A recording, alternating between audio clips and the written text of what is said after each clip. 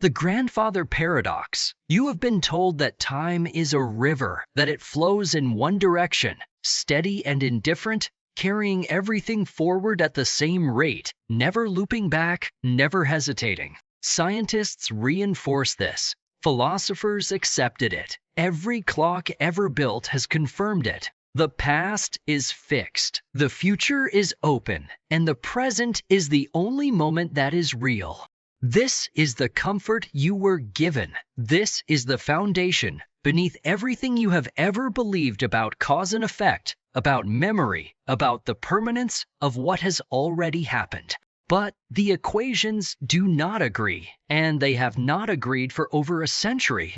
Albert Einstein's field equations, published in 1915 and verified to extraordinary precision by every experiment conducted since, do not forbid time travel. They permit it, not as a loophole, not as a mathematical curiosity that physicists politely ignore, but as a genuine, geometrically valid solution to the structure of space-time itself. Kurt Gödel, one of the greatest mathematical minds of the 20th century, proved in 1949 that Einstein's own equations allow for universes containing closed timelike curves, paths through spacetime that loop back on themselves, allowing an object to return to its own past. Einstein was disturbed by this. He spent years looking for a physical reason to exclude Gödel's solution. He never found one. The mathematics would not cooperate. The universe on paper has a back door, and the back door opens onto everything that has already happened. The grandfather paradox is the first thing anyone reaches for when this subject arises. It is treated as a joke, a thought experiment for undergraduates. You go back in time and kill your grandfather before he meets your grandmother. Your parent is never born. You are never born. But if you are never born, you cannot go back to kill him. So he survives, and you are born, and you go back to kill him, and the loop closes on itself like a snake swallowing its own tail. People laugh at this. They use it to dismiss the entire subject. They say it proves time travel is impossible, that the paradox is its own refutation, that the universe would never allow such a contradiction to exist. What they do not consider is what happens if the universe does not resolve the paradox by preventing the journey. What if it resolves it by allowing everything? David Deutsch, the physicist at Oxford, who helped found the field of quantum computation, proposed in 1991 that the many worlds interpretation of quantum mechanics dissolves the grandfather paradox entirely, and the dissolution is far more disturbing than the paradox itself. In Deutsch's framework, when you travel back in time and kill your grandfather, you do not create a contradiction. You branch. The timeline you entered is not your own. Your grandfather dies. Your parent is never born in that branch. You are never born in that branch. But you came from a different branch, one where the journey was made, and you return, not to your origin, but to the branch you altered. The paradox vanishes, the logic holds, and the cost is that every act of time travel is an act of invasion. Every traveler arrives in a world that is not theirs, alters it irrevocably, and either returns to a home that may no longer resemble what they left, or stays in a reality that was never supposed to contain them. Now stop thinking about one person with a grudge and a grandfather. Start thinking about a civilization with a government and a motive. A civilization that develops genuine time travel does not use it once. It does not use it cautiously. History provides no examples of a species discovering a capability and exercising restraint. The printing press was not used sparingly. Nuclear fission was not left in the laboratory. The moment a civilization can reach into its own past, the political pressure to do so becomes irresistible. Every faction that loses an election, every nation that loses a war, every corporation that loses a market, every ideology that loses a century will see the machine as the ultimate remedy. Not a weapon to threaten, a correction to make, a quiet adjustment. And what Deutsch's framework tells us is that every correction branches the timeline, creating a new version of history that diverges from the original at the point of intervention, propagating forward through every subsequent event, every subsequent life, every subsequent decision made by every person who ever existed downstream of the moment that was touched. The physical consequences accumulate in ways that no individual traveler can track or intend. Consider what thermodynamics says about information. The second law tells us that entropy increases, that information about the past is encoded in the present state of every system, that the universe keeps records in the positions of molecules, in the decay of isotopes, in the erosion of stone. A timeline is not an abstract concept. It is a physical structure.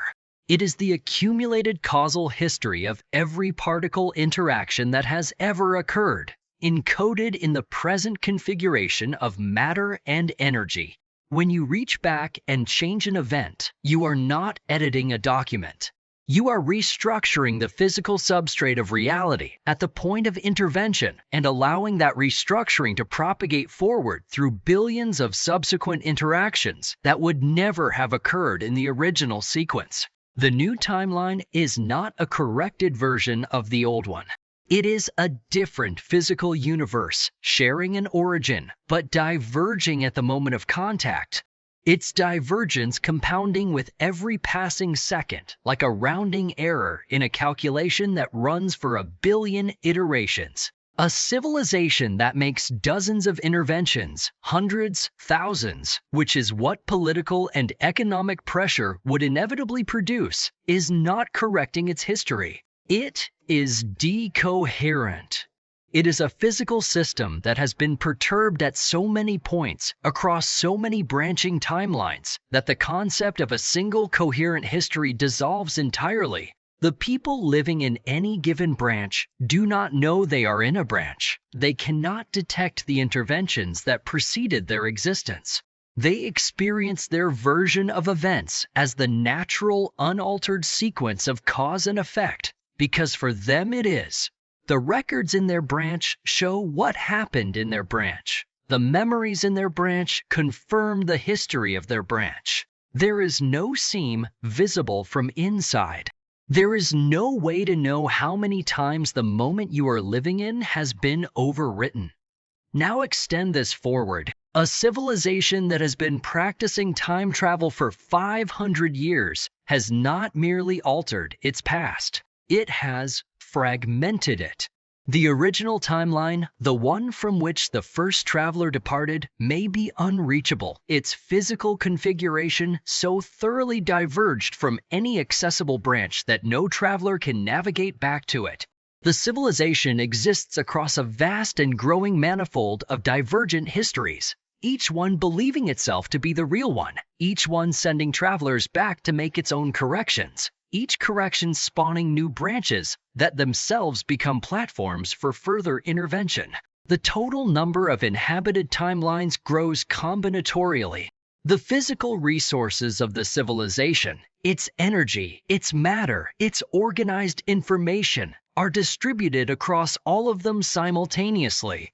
From the perspective of any single branch, the civilization appears intact. From the perspective of the manifold, it is dissolving. The emotional architecture of such a civilization is the part that no physicist's equation captures, and it is the part that destroys the soul of the thing long before any physical collapse occurs. What does memory mean in a civilization that revises its past?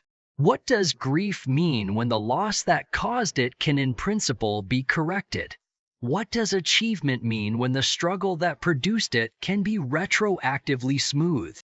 A civilization that can reach backward in time will eventually face the question of whether any of its experiences are worth having, whether the texture of a life lived through difficulty and loss and genuine uncertainty retains any meaning when all of it is editable. The answer that political and economic pressure will force is always yes. It is worth correcting. because the correction is available and the alternative is preventable suffering, and no democratic government, and no market economy, and no human psychology has ever sustained a principled commitment to preventable suffering in the presence of a remedy. So the corrections accumulate. The branches multiply. The original sequence of cause and effect, the one that produced the civilization's identity, its culture, its accumulated understanding of who it is and how it came to be, recedes into inaccessibility. The people in each branch are real. Their experiences are real. Their suffering and their joy and their sense of continuity are real. But the civilization as a unified entity, as a coherent thread of identity running from its origin to its present, is gone.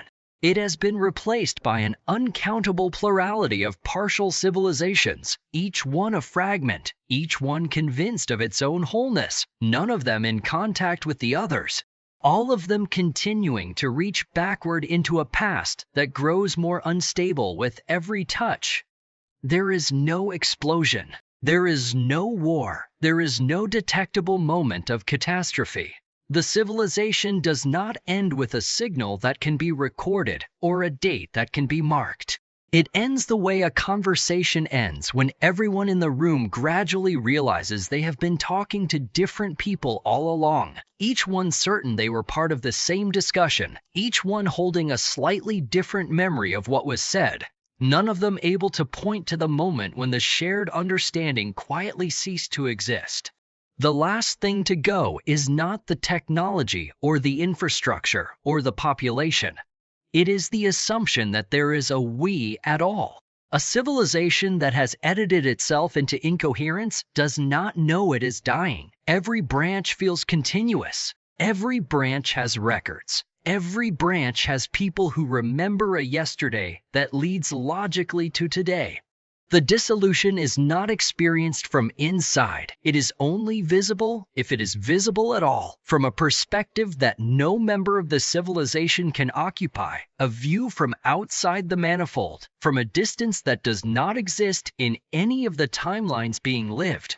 And so it ends the way the deepest losses always end. Not with anyone knowing it is over, but with the slow, imperceptible fading of the thing that made the whole coherent, the quiet extinguishing of the shared story, until all that remains is an infinite library of almost identical rooms, each one lit, each one inhabited, each one certain it is the original, and none of them wrong, and none of them right, and no one left who can tell the difference.